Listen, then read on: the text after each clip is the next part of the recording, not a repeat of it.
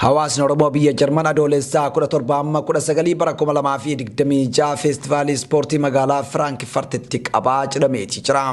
Feestivaalii ispoortii kana hawaasa Oromoo hinsintuu qopheessaatii jira.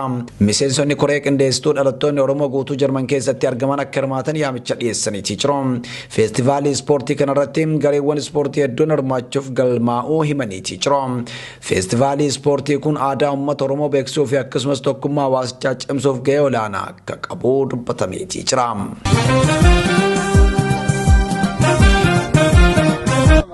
Akkam jirtu maqaan kan koo Sabboonaa jedhama.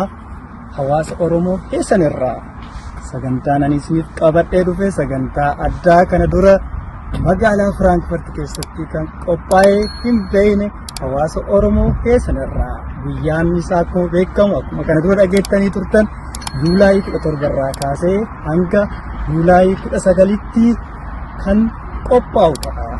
Kanarratti gareedhaan hedduun hirmaanii jiru. Gareen 14 hanga ammaatti gareedhaan haftanis akkasuma akka Awurooppaa akkasuma immoo akka Jarmanitti isin eegaa jirra.